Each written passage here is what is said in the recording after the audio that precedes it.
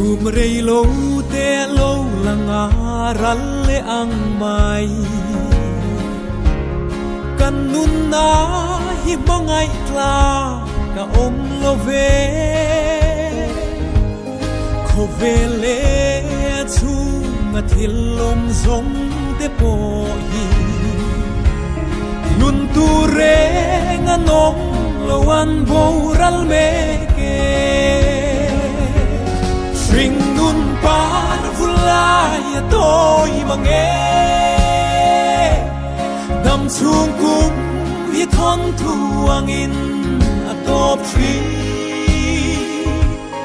areina su thorim na lungai na she om na mai kan dam chung ni te chiar dan min shil ro parang arei lo te chuai kan nun hi khovel buai chum pui sing nuai leng te hi chandam tu lalpa itel lo chuan khovela lom na kim lung oi na le lim na om lo Ring nun par vulai tôi mange dam chung kum vi thon thuang in atop tri areina su thorim na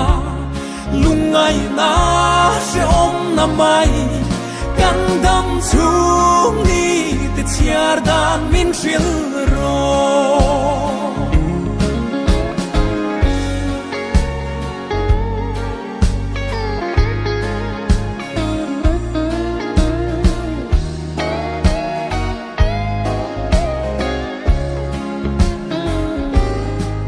bet parang mai kan ro pui na te hi zong lo bet chu a vuai par chu a tla tri bat hian thu e ro sa tuan in a om reng do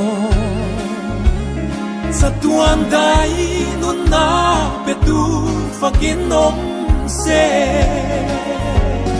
Ring nun par vulai tôi mange dam chung kum vi thon thuang in atop tri areina su thorim na lungai na she om na mai kan dam chung ni te chiar dan min shil ro Ring nun par vulai tôi mange dam chung kum vi thon thuang in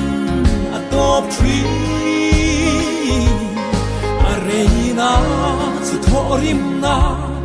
lungai na she om na mai kan dam chung ni te chiar dan min shil ro